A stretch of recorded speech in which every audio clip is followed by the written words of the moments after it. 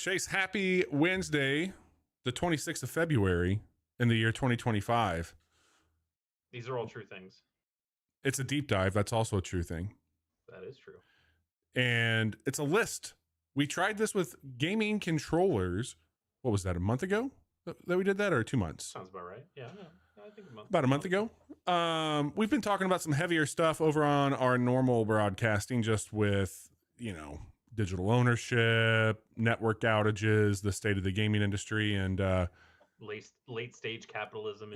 Stage capitalism in general. And we were going to talk more about that to a degree, but we decided let's do something fun. And tonight's going to be all about those console variations, and more specifically, the limited edition or colorway. I don't know what's going to end up happening. You've got a list. I've got a list. We're going to tell each other about video game consoles we think are cool. I have two. You lists. do. I know you do. But I tried to be helpful, and I appreciate it. Doing too much. We'll talk about it. We'll get there. Based off of our last deep dive where we talked about really great controllers, I really wrestled with putting any controllers from 8BitDo up because I think they make fantastic products. Yeah. And they do not sponsor this or anything like that. I just really think they make quality shit. I got a new controller today, Chase. I got the new 8BitDo like Ultimate 2 wireless. It's currently only for PC and Android, which I checked both those boxes. God damn, this is a fucking a feat of engineering. This little thing is $60, comes with a charging dock. It looks a lot like the one I think I got you one. I'm pretty sure, like the white one. This one. That one. It looks like that. It's that style. But it's got some RGB around the sticks. They've like got magnetic shit happening with the joysticks now. And what's really interesting is, and this is why I bring it up, because we talked about button placement.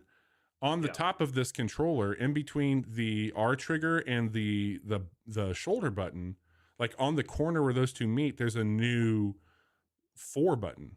And they've got 2 of those that can be programmable that goes between your shoulder and your triggers. Okay. And the placement of those is like actually really nice. And I'm going to try and map, because I've got 2 ways I take screenshots on PC.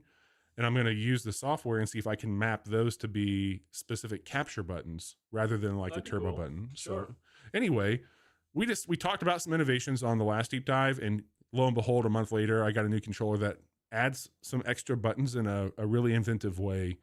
But yeah, the controller's great. It comes in 3 colors, purple, black, and white. I forgot the model exactly, the one that you gave me that I showed, but that's a solid controller. I haven't had a whole lot of use for it. I think the last thing I played with it was Hard Space Shipbreaker, which holy shit, that was a while ago. Damn. But yeah, man. But yeah, no, it's a cool little thing. Well, we got a few games to get into tonight before we get into that back half where we go down our list. We got a couple games I'm going to check in on that I've talked about the last few weeks, and then Chase has a new one on here that I'll let him talk about. Speaking of really cool little things, I'm sure he'll have something to say about this one. I think this is the wheel, correct? Yes, this is a wheel spin? This was a wheel game. Nice. Well, Chase, I've got 2 things to talk about. Both I've already shared a lot of thoughts on, so I'll be brief here. But I beat Avowed over the weekend, and I'm done with that. And I feel very content on the ending I got and all the things I saw. I ended up getting closer, I believe, to like mid 20s to low 30s on my hour count for that. And I felt like I got most of the shit. Most of the chest I found, I went and got all the treasure maps that I could. I got the totem, all 4 totems for each location. And I had a really great time with it. It got a little long in the tooth. You are doing the same thing in every region, and it's just a little bit more difficult, but I ended up settling on a build I really liked near the end, where it was the frost and physical damage, and it was really cool. Ended up doing some range stuff with guns and wands. But I think Avowed is a hell of a thing, and as I mentioned before, play it. It's on Game Pass and PC. And what I wanted to talk about tonight is I've been playing, because I don't have Avowed and I'm getting ready for Monster Hunter, a lot of Kingdom Come Deliverance 2. And I finally moved the main story forward, and it is so cool, man. Like, I'm at a point, where they had this event where you're kind of working up to a wedding invitation. And I just thought it was going to be like, hey, go to the wedding, because the whole story kicks off. You need to deliver a message. You get turned away from a castle because they think that you're a peasant, and then you're working up to try and figure out a way to this wedding where this lord's going to be that you're supposed to deliver a message to. The party, is that message death? Are you delivering death? No, not here. Going to get real red. This is well, it did end up getting red, and what I will just say is there are layers to this main story that if you were pulling threads, and it could be all happenstance. You could hear a conversation, you could come across something. There's a whole subplot that is so easily missed in like the main story of this, that it honestly, it blows my mind from how they figured out a way to keep the thing moving but have this whole other element. And slight spoilers here, the long and short of it is that this wedding you go to, the son, the groom, dips out pretty early from the wedding, and everybody's like, is it because of the stuff with the wife? And you kind of forget about it. You just move the story from that point. Well, you end up going and you have to swing by this fort for the guy that you're supposed to give the message to, so you've connected with him, and things are a bit off at the fort. And you're just supposed to go deliver the message, get the buy-in, and come back. That's it. That's all you're supposed to do. So we do that, and while you're at this, you're kind of the posse for the more noble that's doing the heavy lifting here. And he's like, you just walk around the fort, hang out. I'm gonna go and do this. I'll meet up with you and we'll head back and tell them what's going on. So I just start walking around. I end up playing some dice. I get into a little sparring, learn a few new moves. Pretty run-of-the-mill shit that I would be doing to kill the time. Sure. But I ended up going into a room where I did not need to be, and I found some keys on the table. I grabbed them and it said jail cell keys. I'm like, what? Like, you just that's taking weird. Random keys. Yeah, I took I was in there looking for soup. But I slurped my soup. I found the keys, and I went and I found that this whole fucking fort was a facade, Chase. It was all fake. And that the owner of the fort was locked up in his own prison in the basement, and this whole thing was taken over by bandits just dressing the part. Sure. But if you don't go down there and find out about this guy, you will never know that you were dealing with bandits. It just kind of moves the shit forward at this point. Yeah. And now when you find out the bandits are actually in cahoots with the kid that left the wedding, I'm kind of creating this little civil war spat between shit and what I'm saying is, don't go eating soup after midnight. You never know what you're going to find and what you're going to. Wait, that's the takeaway? Yeah. Don't go slurping soup and chasing waterfalls. But King, it is one of the coolest sandboxes, if not maybe like the best sandbox I've gotten to play in some time. And there's just a level. This game has so many levels to it that it is so cool. Man, you got to play this one. It's really neat. So I beat Avowed. But I'm excited you're excited. Yes, I appreciate it. I will show it to you sometime so you can kind of get a feel for what it is. I would love to see it. And then I've got Monster Hunter preloaded, and we'll be talking a lot about that in the weeks to come. So prepare yourself. Okay. If I have to hear about Digimon Adventure on the PSP, you're gonna have to hear about Monster Hunter Wilds on my personal computer. Okay, well that seems fair. How old is this game, Chase? That's a great question. Why don't I look it up? So this was originally not. It's going to be really hard to look up because. Why don't I look this up? Same name as the. Okay, well, it's just the same name as the television show. I guess if you write PSP behind it, you'll probably find it. So this was originally a Japanese-only game that got a fan translation. Much later. Okay. You got a number there for us? This can't be right, or maybe it will. Like, would it be January 17th, 2013? Could be. Yeah, I think that's what this is, because Redigitized was the year before, it looks like. Digimon Adventure is a video game. Yeah. The game is based around Digimon Adventure and was released on the PSP and only in Japan on January 17th, that's 2013. Okay. So this is, as the name would imply, a retelling of that original anime, which I quite enjoyed as a child. And hang on a second. Yes. Go ahead. Wait. I was about to say you were in a trial in 2013. I got tripped up there. Yeah, Continue. that was the video game. The anime came up before I mean, that. we talked about your age on Monday night, but I didn't think that you were that much of a child. No. This was like elementary school Okay, age, I cool. think, or maybe like early middle school age. Um, I really liked Digimon as a kid who obviously loved Pokemon, Yeah, and Digimon was like, oh, we're kind of like that too, but a little bit different. And I liked a lot of what the Digimon anime was doing. When I've gone back and rewatched it, I was like, oh, the dub's a little rough. Like the voices are fine, but just the writing is that's what I was gonna so say. yeah, I'm sure. But the writing is so joke filled that like stuff that's not in the original Japanese. It's just like they threw a bunch of kid jokes in there, and it's not so good anymore. But I still have a fondness for it, and I like a lot of those characters and the Digimon that they have. So this kind of retelling is a turn-based RPG on the PSP, and in some ways it feels a little bit. This is giving it too much credit, but it feels a little bit like a Crisis Core or a Peace Walker in that like we found a way to take like a big adventure and bring it down and cut it up into small chunks because we know you're on a PSP, you're going to be on a Sure. bus, or you're only going to have 10 to 20 minutes of playtime before you got to go do something else. So they break it up into episodes, which is fun because the episodes follow the episodes of the television show. Oh, that's And cool. yeah, so like the first one is where they all like fall in from the summer camp into the digital world, excuse me. And they fight Kawagamon, which is like a big bug looking thing, and they all grow up to their rookie classes. And then like the next one is okay. Now we have to, we're going to the beach, and now there's that big Shellmon that's out there, and we're trying to call people on the phone booths that are just inexplicably in the sand. Hey, Bobby remembers; he's a big anime fan. keep talking for a second. Give me less than 30 seconds to go unplug something. Keep going. Keep Sure. riffing. I'll be right back. Yeah, you could have just done this. I would have kept talking Yes, anyway. you're right. I could have. um, so that second one that is following the second episode where Agumon evolves into Greymon. He's just doing this so he doesn't have to listen to it. I know. We all know. We all know. He's not fooling anybody.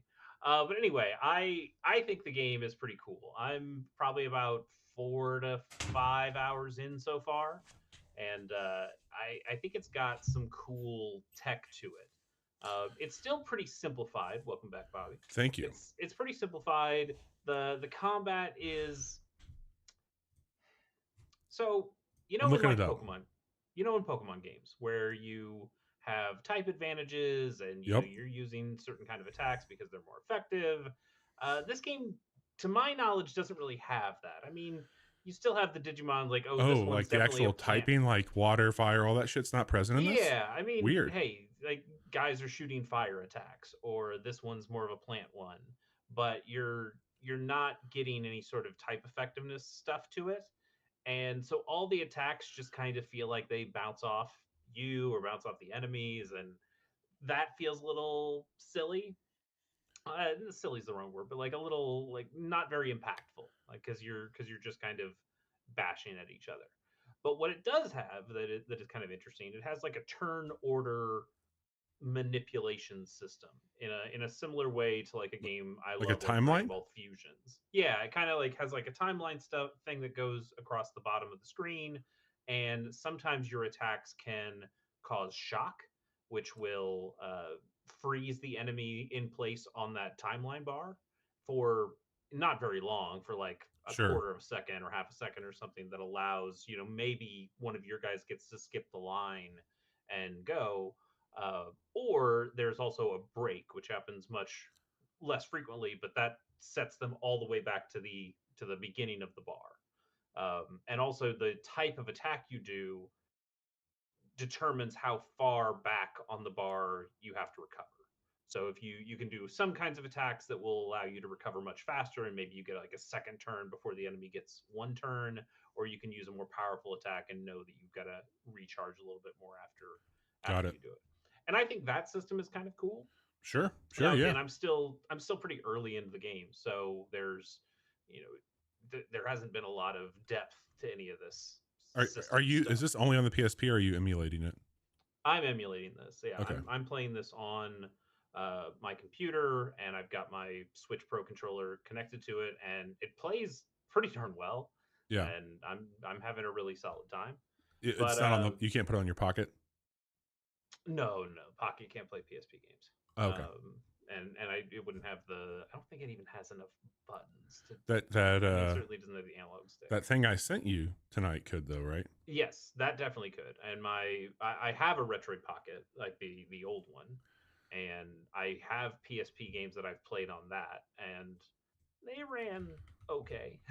Yeah. um, but I also just have a PSP that I could probably find a way to run something like this on.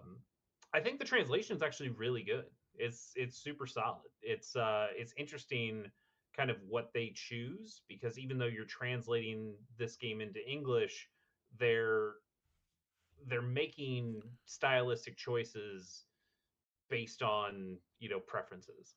Yeah. So they're keeping the Japanese names for all these characters. So it's Taichi instead of Tai, or Oh, got it. it's Yamato instead of Matt, Takeru instead of TK. So even though they're in English, it's not the localized names for a lot of these characters. Um, but also, it's not including any of the bullshit jokes that I think kind of suck from what you get in like the localized anime. So Sure. you're getting like a slightly more mature story. It's not a mature story at all, but like compared to what we got here in the States, it's a more interesting story, and you're getting those Japanese names. So even though I'm seeing Takeru, I'm always going like, oh, that's TK. Yeah, of course, TK. everybody knows that's TK. It's Biomon with a B, not Piomon with a P. Everybody knows that. God. So I'm having a pretty good time, and the episode structure is kind of nice for getting these relatively short Sure. bursts of playtime.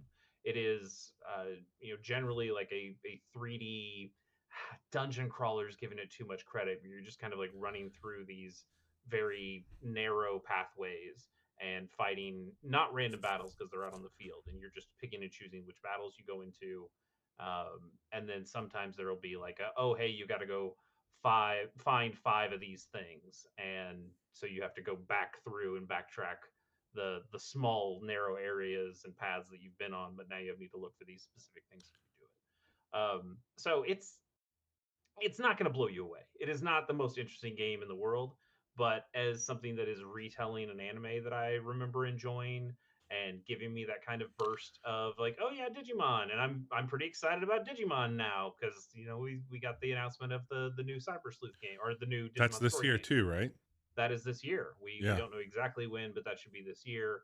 That's going to be really exciting. That's more of the game I'm looking for, but this is kind of a fun thing to be playing right now. Last thing I wanted to mention is there is digivolving. You do have a way of making the monsters bigger, but it's a little bit interesting and a little bit different from some of the other games that I've played. So like in the Digimon story games, you get your Digimon up to a certain level, and then they're able to digivolve, and then they stay at that higher level, and then you can fuse and bring them back down a level, and then bring them back up.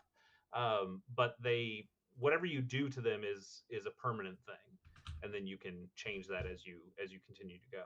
But in this one, the evolutions are temporary in that you only get them per battle. It actually kind of feels a little bit more like Mega Evolution Huh. in Pokemon, from like a gameplay perspective. Of okay, I'm going to activate the evolution for this turn. I get to now be Greymon instead of Agumon for the rest of this battle. I get some increased attacks. I get some new special skills for this battle. But then he'll go back to being Agumon for the next battle, which follows how it works in the anime and how Digimon generally work in the story of Digimon. Huh. So that's kind of interesting that they've found a way to make the evolution Sure. mechanics in the show work into this kind of a game, and I think that's really interesting the way they pull in some of that stuff. I mean, it's not going to blow your socks off, but I think it's pretty cool that this got So made. you're liking it though, And right? yeah, I'm enjoying it. It's, despite being relatively bite sized, it is still pretty slow. I would say the movement speed on all your characters is molasses slow, Oh, but it's still, it's kind of fun. And you've got your party of the seven kids. You can only have three active at once, but you're able to switch them out between battles, so you can kind of game the system in some way of like, okay, now I've got this team, they're going to use all their magic point or skill points or whatever, and now they're kind of tired, so I'm going to switch them out with the next team. And you still get a little bit of experience when you're not actively in the battle, but you get less. hmm. But when you hit a level, you get full SP and full HP back, which I always love Oh, that in yeah. RPGs. So it That's is a kind of a fun way to like awesome thing. grind something and then gamify it in a way where it's like, Sure. okay, I just need to wait until he can get a little bit more XP, and then okay, he's leveled up, great, I can put him back in the main squad Yeah. and use that. So it's good. I like it. It's I don't know if I'm actually gonna end up finishing it. It's probably about a 30-hour Oh, RPG damn. from what I've Okay. seen, and I don't think I love it enough to put that much time into it, but I am going to keep playing it for a while now and at least see. I think what I'd really like to do is see what they do with the third evolutions. I guess third's maybe the wrong word, but I want to see like Metal Greymon and what they do with that. And see, if you can evolve and then evolve again, or if you just go straight to that next evolution instead. I kind of want to see mechanically how they make that work. I get it. I think that's cool. Yeah. Digimon, what was it called again? Adventure on PSP. And Bobby beat Avowed, and he is loving Kingdom Come Deliverance 2. And that gets us into our deep dive right on time, because we've got, again, I don't know how we want to coin this, but here's what I think it is. Yeah. Chase and I are going to tell you what we both perceive to be the 10 coolest video game consoles, physically looking, I should say. Like, this is pure look, right? Yeah. Yep. Well, maybe. I mean, you bring what you want, I guess, but sure. There's not a right or a wrong here, because these are our personal favorites. And I would say the only wrong here, because what the way you described not this a to wrong. me when we first started doing it was that we wanted to do, whether we called them special editions or limited versions, or I think what we kind of landed on was whatever isn't the original console. Like the stock NES is not going to be something that would be a wrong answer here, because we want something different than that. But if you wanted to say the top loader NES, I think that would be acceptable. Well, here's what I'm gonna tell you. You made Okay. 2 lists. I did. I have 10 things here. Whether you think they should be on here or not, I don't care.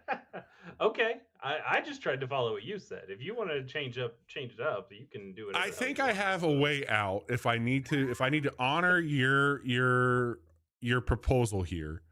But there's only one that I feel is in question on my list. I'll say that much. Okay. And I will save that for last, and then we can decide where that goes. How about why that? why don't you go first? So that'll help me kind of determine which list I'm gonna use as Okay. my main Yeah. list. And I mean, I don't care if look. I'll end up saying all of them, I'm sure, but yeah. but yeah. Okay, so you just want me to kind of run down what I got here for you? Just the first one, at least. Maybe we go back and forth. Like okay. The first one I want to shine a light on is the Ocean Blue PS2. I think that thing's fucking awesome looking. This came out, I believe, in 2002, which I think it was limited to just a couple 100,000 of it. If you're not familiar, they did 2 blue variants. I mean, they did a couple PS2s. It wasn't as prominent as what we see today, but they had one called clear. Yeah. This is a clear translucent blue. They had another one. If you look up Astral Blue PS2, it is it's almost, it looks like the finish of the PS3, but a really, really awesome blue color. It's just a very like hot rod looking Yeah, PS2. but also like a very solid blue color. Yeah, like there's no translucency to it. Yeah. Again, it has almost that shimmer and shine that the PS3 does when it comes to like that jet black. But I think the PS2 is just a phenomenal design like piece of hardware. I think it's got those Sure. ridges and the buttons and just like how it would pop out, the sounds, the beeps, all the whole nine. It had the vertical stand, which it was like one of the first ones I recall doing that, which I thought was cool. But this version of it, the ocean blue, I am not ashamed to tell you, I'm an Did you older. own you owned this? I did not own this. No, Oh, okay. no, I had a PS2, but not this one. This is like at this stage of my life, man, I got lucky if I got variations and like limited stuff. It was pretty much like hand me down, secondhand Yeah. shit, that sort of thing. But Ocean Blue, I am again elder millennial. I was a very impressionable child and teen in the '90s. Anything that's like a translucent piece of technology, I'm I was going to about to ask. like. Yeah. I I am a sucker for it. I'm looking at a couple things right now on my shelf that are translucent tech. You can Anyway, see the inner workings. Like, it oh, look at the board. moving It's away so from that, and look, cool. it's coming back. Like Microsoft is actually, I think, pushing that, and Sony had a few of the. I know they had the Dual Shock 4s that had it, Yeah. and I think even, I'm not going to have it on my list, but maybe you will. There was like the 500 million edition PS4 that was a very lush navy blue that had almost like a rose gold accent to it. That was a little see through, but they had. I mean, they've done it with their controllers, and anyway, I like Yeah. that a whole lot. So yeah, I Ocean Blue. generally like the see-through stuff too. I don't think I have any of that on my list that I can see. But I'll tell you though, they're doing that a lot with Gundam model kits, the Gunpla kits. It's like clear color versions, and all of those look like absolute dog shit. I don't It's think it just works on everything. I really don't. no, no. I really don't. But It yeah, is man. it is cool. Like if one of these things would have made my list, it probably would be it probably wouldn't be the atomic purple Game Boy, but it would be like the Game Boy Pocket that was just clear, Yep. and being able to see those green circuit boards underneath it Oh, was a dude, really neat it's thing. that. Yeah. Yeah. Say less for sure. Okay. Based on what you said, I'm gonna start with this list. And I also have like a different color version of a console here. Okay. And it is not the clear Game Boy, but it is the Play It Loud black original Game Boy. This one had all Um, black buttons, right? no, it had like purpley. I Play it think it might have loud. still been the same color. Yeah, I mean, it's right back here. I could just go grab it. I know that you might not know this. Yeah. That it's pretty dark back there. You can't really see It stuff. is pretty dark. Yeah, I know you can't. Fine, I'll just go grab it. Go grab it. I'm looking at a picture of it now. I'll vamp. Yeah, you vamp now. The one thing that age is showing us on anything that is crystal clear, which is what I would call this Game Boy that Chase is grabbing, and I'll be curious if his has this. The yellowing, and you see this even on like clear phone cases. It does have black buttons or gray buttons. I forgot about that. Is this the one? Hold it up really quick. Let me see. Okay, that is not the one I'm thinking of. Yeah, Okay. black buttons. That's the one. Yeah. That is a cool ass. Yeah. This is my first Game Boy. It's a very 80s looking like Knight Rider. It's got, for those of you who don't know, it's a black Game Boy. It's got red accent wording on it. It's just very, very, very cool looking. It's like a stealth bomber of a Game Boy. Yeah. I loved it. My first Game Boy, still my favorite Game Boy of all time. It's they made a bunch of colors in the Play It Loud series. There was like the yellows and greens and reds, and they had those same kind of colors when it came to the Game Boy Pocket. And when it came to Game Boy Color, they changed it up a little bit with the colors, but and got a little bit more exotic with it. But I really like all of those Play It Loud designs, but the black one was totally, dude, 100% my favorite. And I remember my dad bought this in a pawn shop, and I got a copy of Mega Man 5 for the Game Boy, which I don't love that game, but Mega Man's It's cool. that was my He's a game. lot cooler on paper than he is in action, I think. Yeah, yeah. So Nice, man. Play It that's Loud Game Boy Black Play It Edition. Loud Game Boy, black Okay. one. So good. I'm gonna stick with Game Boy if you're cool with it, Chase. Yeah. My next one here is the Game Boy Advanced SP Limited Edition Pikachu Yellow, and Ooh. this is the one that had Pikachu's face on the outer shell. Yeah. And then when you open it up, it's got all red buttons on the yellow. And I think the SP is just a hell of a design to begin with. Yeah. And this one, it works in a weird way. Like, it looks like a McDonald's toy to me. Like, it's just very playful and very fun. And I think it had a ton of personality and quirk to it. I also just think it was cool, like the way that you could see the edge of the video game cart, like on the front lip of it. And I've seen some that had like a blue one in it, you know, like, oh, that looks neat, like it pops on that yellow. But you know, Nintendo didn't always get it right with Pikachu versions, and this one is pretty cool. There's like some DS. There's like a DS Fat that tries to have this similar kind of design to it, and I don't think it looks nearly as good. Yes, this Pokemon Center Pikachu GBASP was one that was on my other list if we were going specifically for like special editions. Got it. Of systems, but yeah, I'm right there with you. Yeah, it's a very cool little thing. I'm gonna need you to vamp again. I gotta go grab a second Game Boy that I forgot about. Yeah.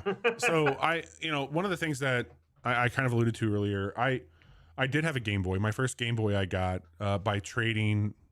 I believe I traded 3 CDs. I don't know how I pulled this off, but I traded 3 CDs to a kid in my in 7th grade, and they gave me their Game Boy for 3 CDs. I believe one of the CDs. I know one of the CDs was Everclear. So much for the Afterglow, I think is the name of that album. Anyway. Yeah. Yeah. I remember I traded to get a Game Boy Advance SP in middle school. We had like some kind of auction thing that all the kids got for, and it was like for being good or whatever. Like you got like some kind of. I wouldn't have known anything about it. I was a bad boy. Maybe there was some kind of raffle. I can't remember what it was, but I remember one of the kids in my class, one of my friends, won, or I guess it had to be like some raffle thing because they won it and they got it. They brought it back to our lunch table and they said, like, I don't really want this. You know, she didn't play that much Game Boy stuff. And I was like, well, I absolutely want it. So I think I won something different. And she's like, okay, I'll just trade it for you. So I ended up getting a GBA SP out of the deal. It's like I got a much better end of that deal than you did. But I can't even remember what I traded her back. But it was certainly more expensive, or certainly less expensive than a GBA SP. Yeah. But man, I'll take it. My next one though is actually the Game Boy Light. Yeah. So this is more Japanese only shit. They didn't bring this to the States. This is actually one that I had to import from Japan. But this was between the Game Boy Pocket and the Game Boy Color. And the thing that they did here is they just put a backlight on it. So you know how we all used worm lights and other garbage to make our Game Boys light up.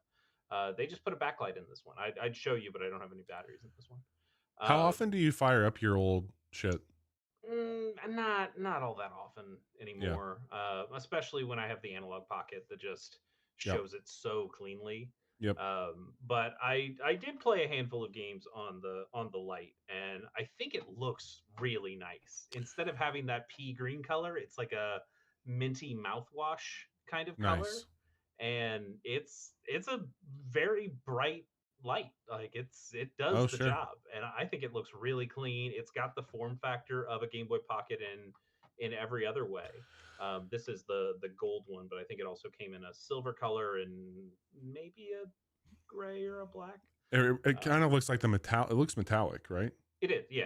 It's a metallic gold, and I think it's one of the coolest Game Boys I own, and it's not like a super rare one.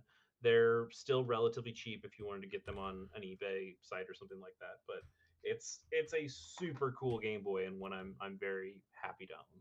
Hell yeah, it's great looking.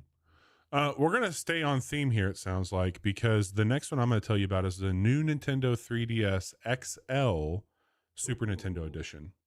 Okay. I love that when this one is opened up completely and you're looking at it from where you see the front and the back, it actually looks like the entire console. It is corny. Like it's Sure. cheesy as shit.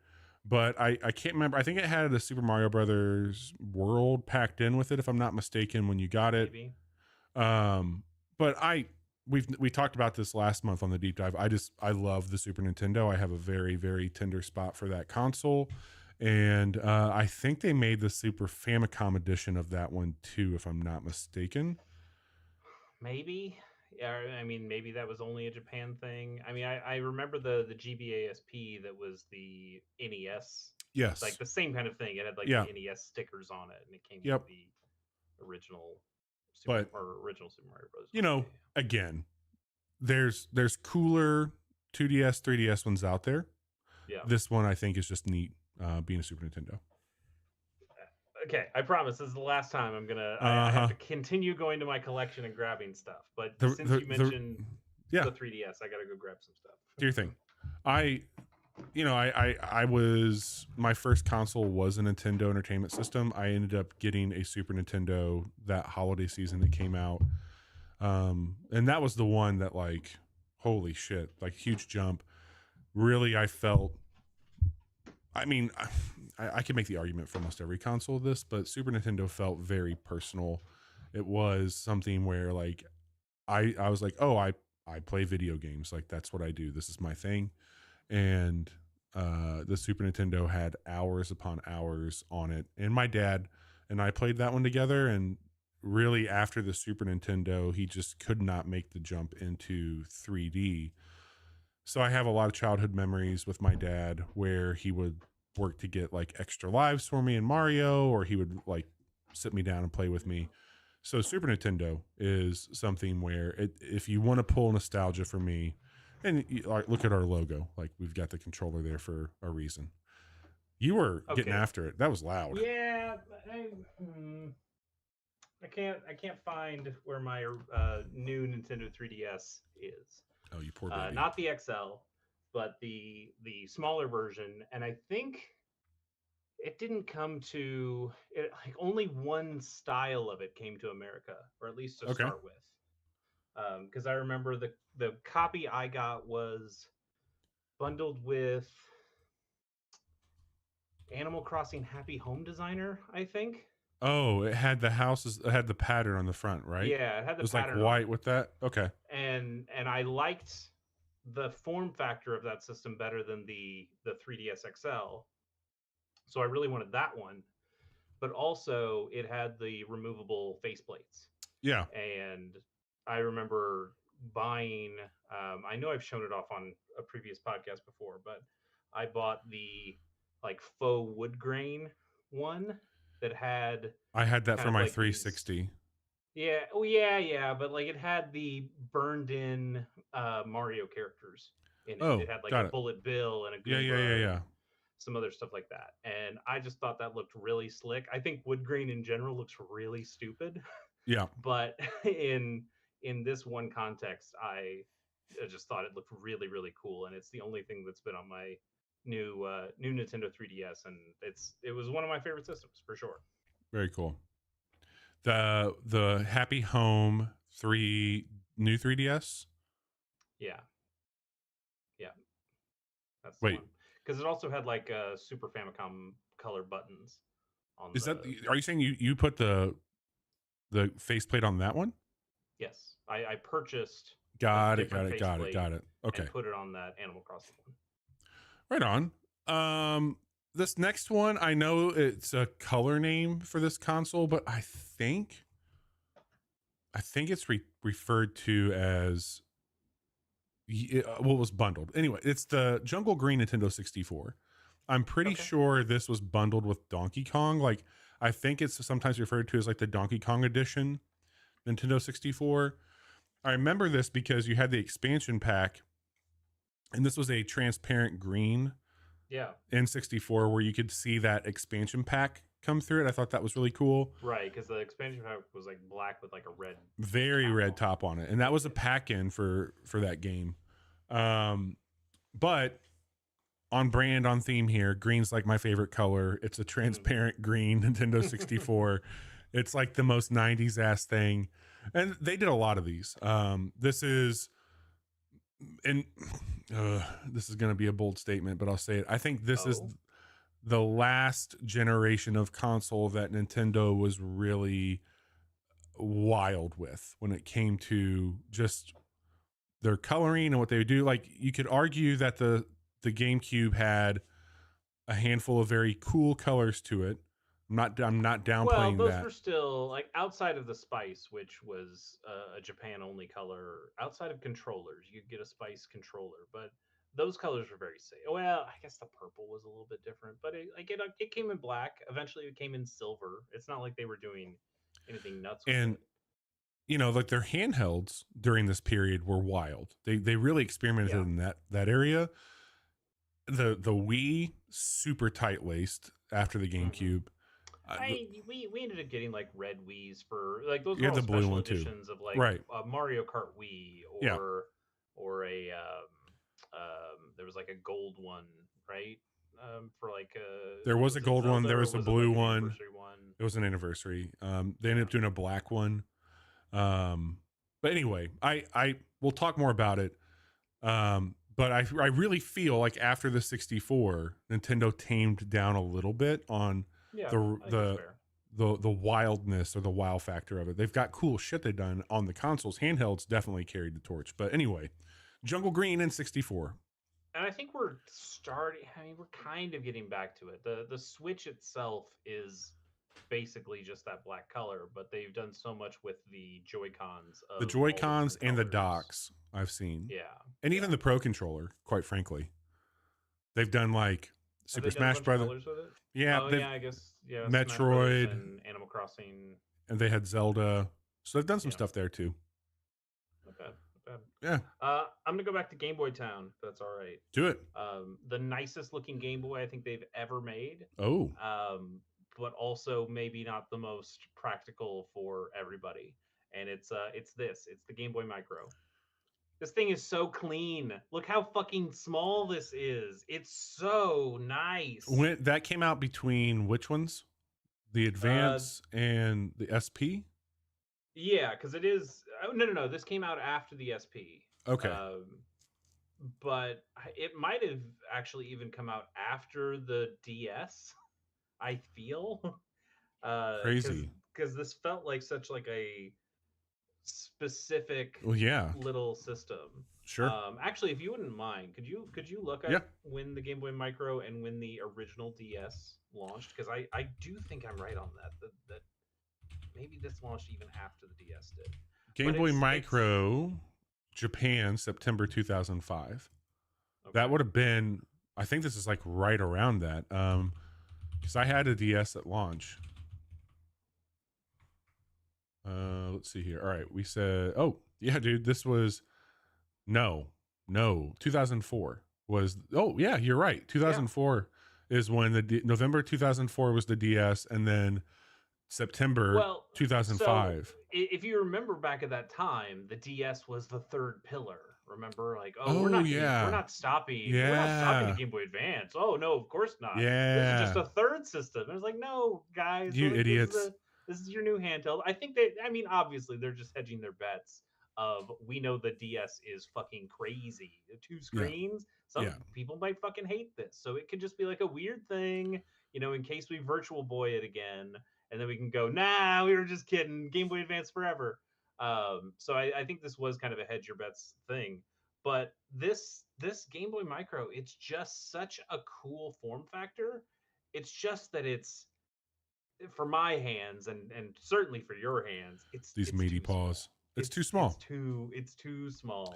But It's it too is small. super cool. The screen is really crisp despite being a It tiny probably had an screen. awesome battery life too. I bet it did. I bet it did. And they made like a Super Famicom version, or not a regular Famicom version that was like gold with the red accents that looked pretty cool. This also had a bunch of removable faceplate things that you could play around with. I bought this one secondhand much later off of eBay, and I've played a couple things on it, but it wasn't something I owned and played when I grew up because I had the Game Boy Advance SP, and honestly, that felt great and looked Sure. solid, and Totally. I didn't really need this thing, even though every time I looked at it, I went, "That is one of the Yeah. coolest looking things I've ever seen." I'm surprised you don't have more of a display of your handhelds. Yeah, I mean, the shelf has some Game Boys on it, Yeah. but there's a lot of stuff. I don't know. You got a lot of stuff. And despite like this is not, I mean, it looks okay here, but it's got some scratches. Like most of the things I picked up are not like high Yeah. display quality. I think it's just cool that I own some of these things. Yeah. Hey, the next one I got for you is the Halo 2 Special Edition Xbox, original Xbox. Okay. They had one for Halo. That's probably the one that you are thinking of, like you, the listener. That was the green, like the Xbox green transparent one. Hmm. Um, the Halo 2 is this really beautiful blue.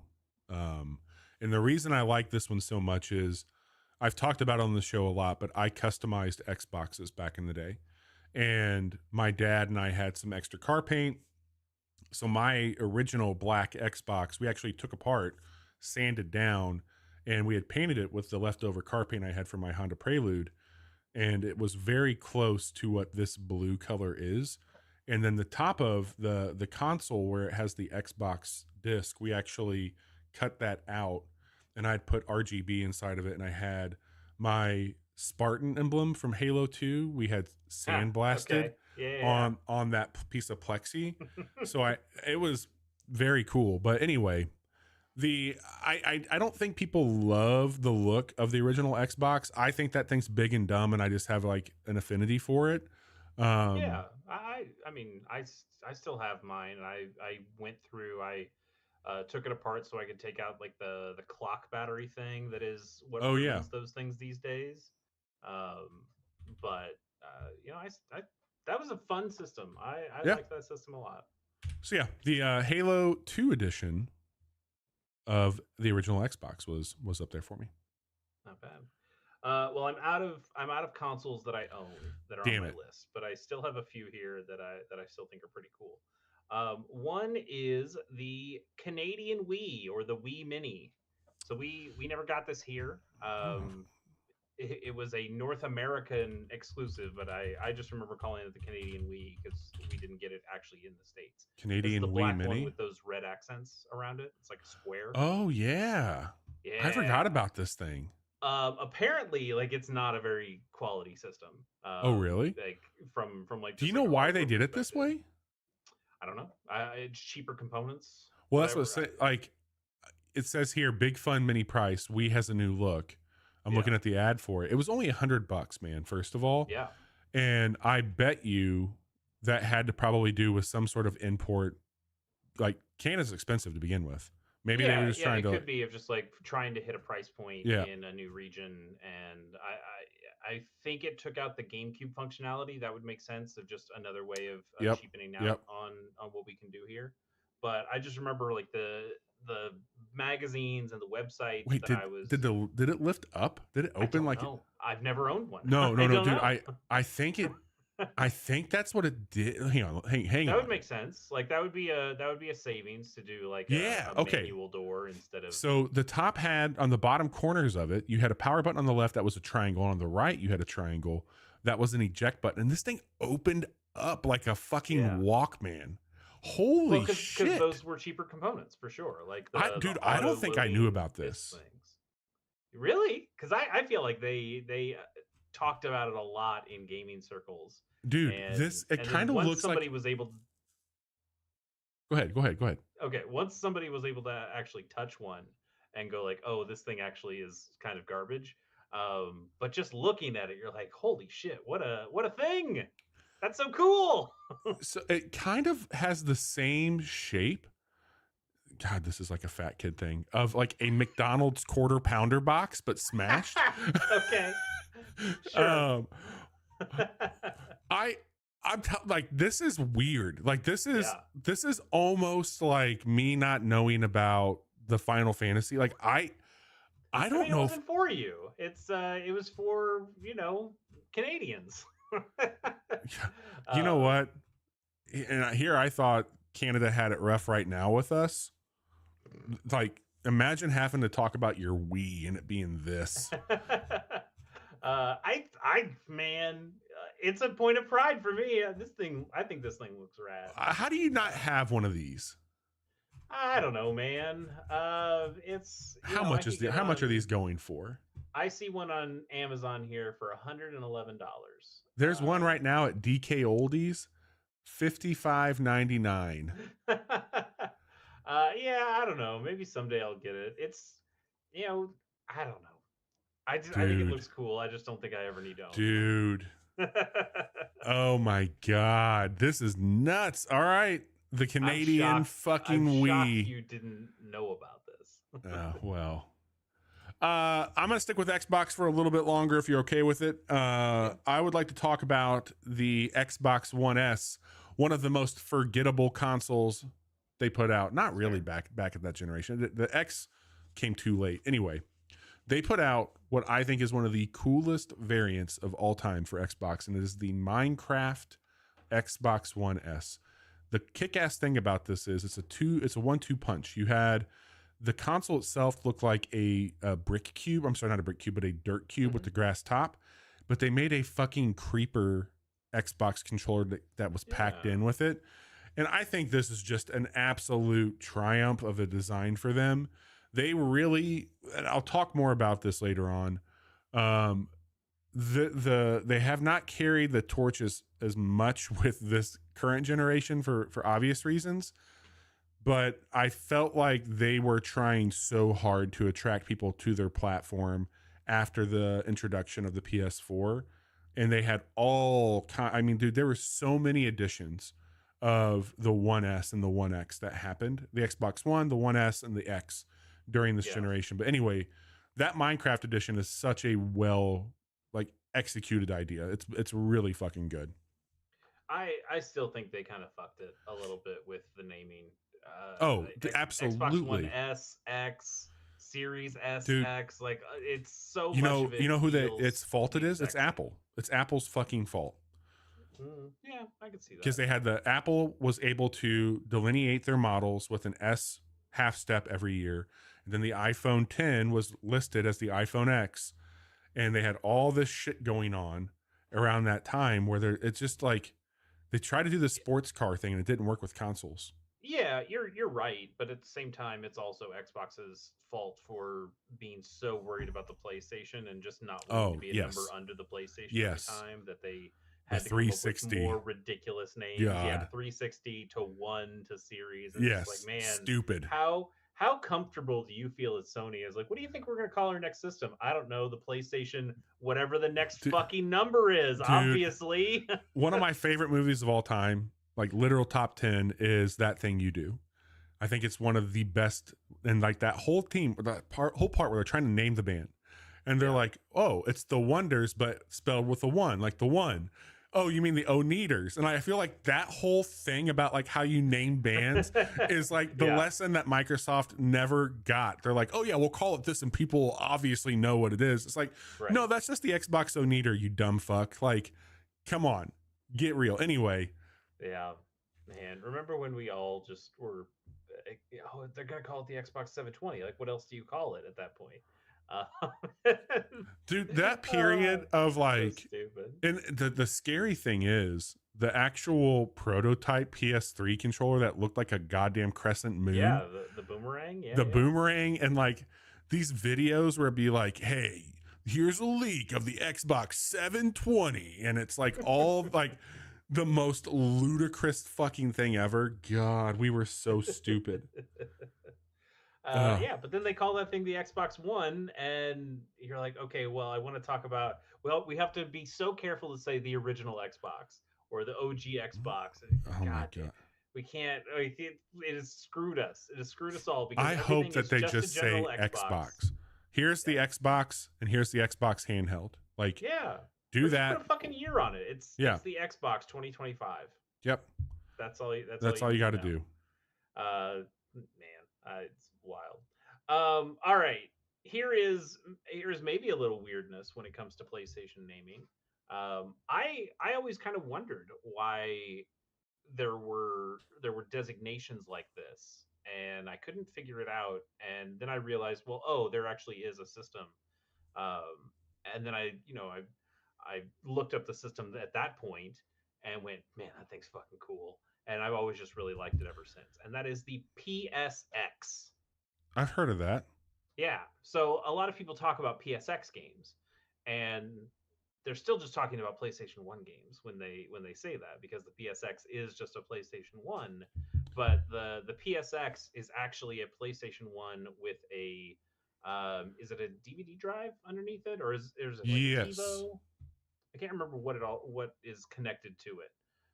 But it's just like one big white square box, and I think it looks really cool. Like it, the like the PS1 was its kind of rectangular thing, Yeah. and then they made the PS1 ONE that was Dude, like this the looks the like little I rounded fucking thing. Office Max shit. Yeah, yeah. So to go from those consoles to this PSX, Yeah. which is just this kind of Xboxy style monster Yep. of a PlayStation, I just thought it looked really clean, Yeah. and Yeah. it's pretty cool. It certainly looks of the early 2000s. I'll say that Yeah, much. yeah. All right. So I just always thought it was really weird when people would talk about PSX games. I was like, what the fuck are you talking about? And yeah, it was a PlayStation with it was actually a PlayStation and a PlayStation 2, right? Yes. Yes, it could play PS2 games. Yes, yes, yes. Supported PS1, PS2, and had a DVD drive, and it also just had DVR inside it, which I don't Hell know. yeah. I just thought that thing was really really cool. I think we'll talk about this one more later on, so I'm just gonna say it and move on to my next one. But I have the Spice Orange GameCube here. Yeah, I don't have that on my list Okay. because for whatever reason I don't know. Yeah. I have a Spice Orange Game Boy Advance, but not I didn't have Spice the Orange GameCube on it. GameCube is iconic. So, That um, color, favorite color in video games for sure. yep, it's fucking great. What do you got? My last one of this list is one more console that I don't own, but I feel like I should at some point, and that is the PSP Go. Oh, yeah. That thing is so slick with the slider. It's just like the Yep. perfect little form factor. I never owned one because they were much harder to jailbreak.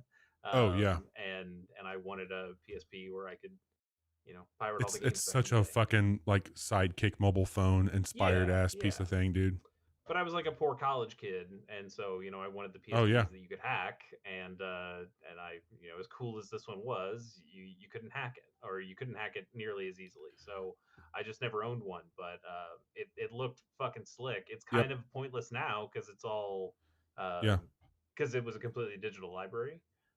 It didn't have the disk drive for it. Oh yeah. Um, but that meant that they could make it as cool as fucking possible because you didn't have to put the bulky disk drive on it. It's a cool looking system. I feel like I should just own one of these Yeah. for posterity.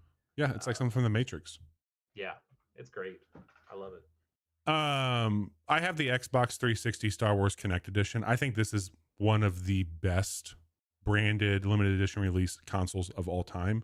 The C3PO design controller next to the R2D2, having the disc drive be color coordinated to be a part of his body and come out like it felt so authentic, and the power button really Yeah. on brand for it. Like it's just a fucking great design.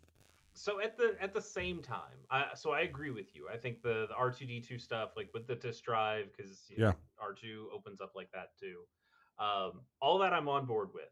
But when you see them put together Mm-hmm. as like a promotional image, every time I look at it, I go, "Well, C3PO is the tall one. You should have made the Well, Xbox you should have made the Xbox the fair, gold thing." fair. And, Or and no, then no, no, no, no.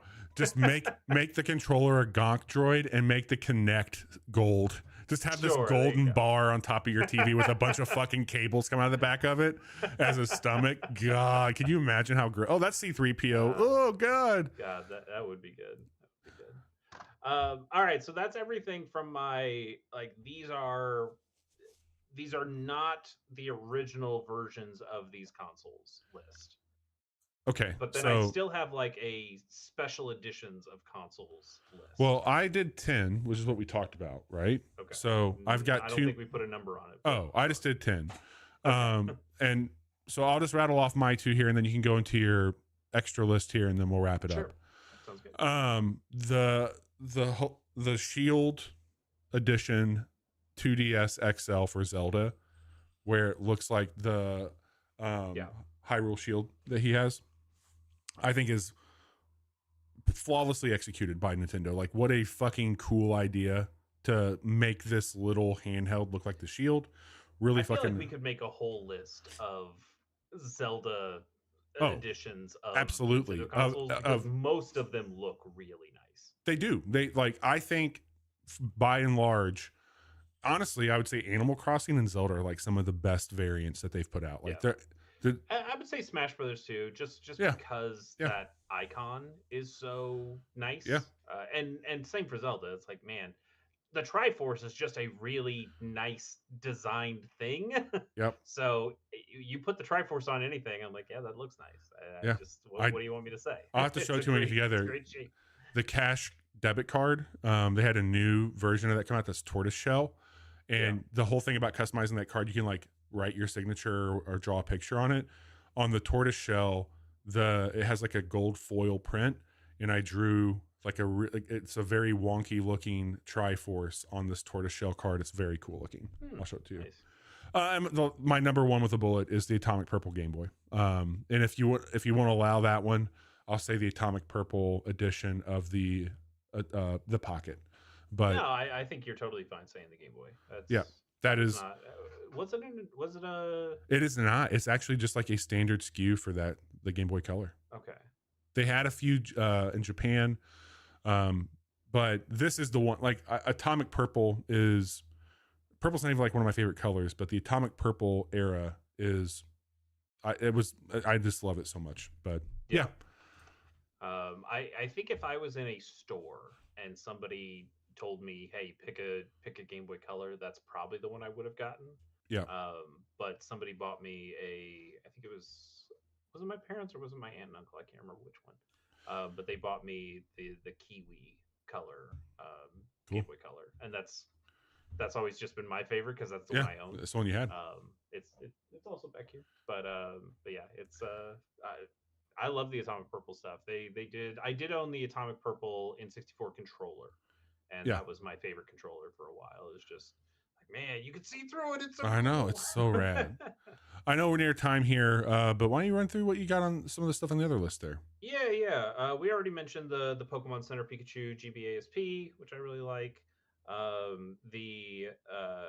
also mentioned the 20th anniversary Famicom Game Boy Yeah. Micro, which I think looks pretty cool too.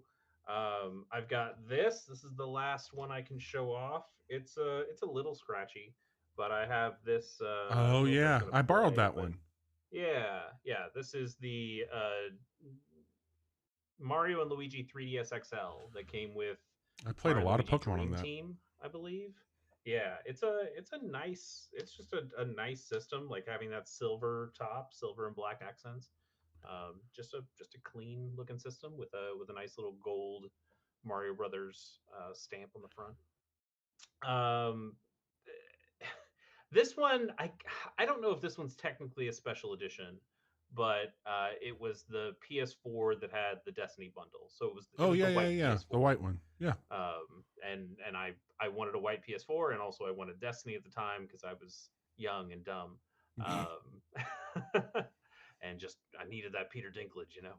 We all did. And but I ended up really liking that system and It's a just cool liking system. that clean look. It's a really cool I know system. white consoles are not for everybody, but they were definitely for me. And then my last one here, I have not owned this. I will never own this. It's too limited. It's too expensive. But it's the Imagineer glow in the dark Game Boy Pocket. I think I've seen that one. So this is what they modeled that the analog Pocket glow in the dark version on, and it is very much like. Is that why you almost got that one? Yeah. Also, just because it was fucking cool. Yeah, But it's glow in the dark. it's rad. I mean, if you have anything that glows in the dark, and you kind of know that color. It's transparent and it glows in the dark. It's the most 90s fucking thing ever. It was. Yeah, it's like that muted Yes. kind of yellowy, browny, Yeah. clear color. Yep. And then, you know, once it glows in the dark, it has that like really oozy green color Yeah, to it. it's fucking rad. And the idea that you just have a Game Boy shell Mm-hmm. that is that Yeah, it seems cool. I bet that actually maybe kind of sucks when you're trying to play a game that you have a system that is glowing around. Oh, yeah. It's like it's already hard enough to see on this goddamn thing. Why do I know. need some God. extra light that's fucking me up? But also, it is just the coolest. It really looking is, thing man. I've ever seen. It's so rad. What a fucking thing. Video games used to mean something, man. Bring back cool consoles. That's what I'll say. And, you know, that's why I have, nobody sees my PC tower, but my PC tower is really fucking cool. It's done up in a nice way because I like that stuff. I want to have that. So, I mean, once you guys actually got it to work, I'm very happy with my PC as well. Listen, I've removed that problem from ever happening again. I don't know why you keep it around, but it's no longer an issue I have to worry about. If it was me, it would work. We'll just say that. That is our episode. That is our deep dive, and it is going to be one for the record books. We've got controllers that we think are awesome, and we have consoles that we think are awesome. These ended up being kind of a call and response episode, which I had a lot of fun with. Deep dives, you know, we have a lot of fun with these. We've had a lot of fun this week, though. It was the Steam Next Fest on Monday night, and we played some really cool shit. There's more to come this Monday from that, and one specific game that we're probably going to spend most of the night playing, which is Monster Train 2. I'm staying clean, Chase. I'm waiting on you. You are going to experience that one with me for the first time when we go to heaven. Did you know that that's what this is? I did. That's cool. So we're going to go to heaven and do that. I'm looking at our credits here, and I have the wrong one up. It's okay, though, because tonight was a deep dive. And on Friday, I'm not playing Avowed at 10 a.m. I am playing Monster Hunter Wilds at 9 p.m. with a few friends. So you can tune in and follow along. It's going to be a great time. Chase, what have you been doing? Yeah, you mentioned we were playing some Next Fest games, and I actually ended up playing a Next Fest game on Chase K Plays. I took a break from Star Wars. We'll come back to Star Wars here real soon. But I decided let's pick up a game that I've been looking at. The demo just came out for the Next Fest. So I played some Is This Seat Taken, played through that full really demo. Cool. It's a cool little game. Yeah. And I think the demo was really nice, and it made for a good episode, and I talked about some game designing kind of things as I'm playing it. So go check that out on Chasing K Plays. And then it's probably not new anymore, but there's a relatively new episode of Pilot Program out with me and my good friend Christopher Shane as we talk about Barry, the HBO show. Hell yeah. Starring Bill Hader, which was really good. And nice. Then once Pierce and I are able to find some time to schedule it, we're going to be doing Columbo for our next episode, and I'm very excited about watching some Columbo, a show that a character that I really liked, but a show that I haven't watched a whole lot of. So sure. I think that'll be really good. So go to shows.acast.com/pilot program and go check that out. Yeah. Nice, man. All right, we'll be back on Friday with Monster Hunter. See you then, everybody.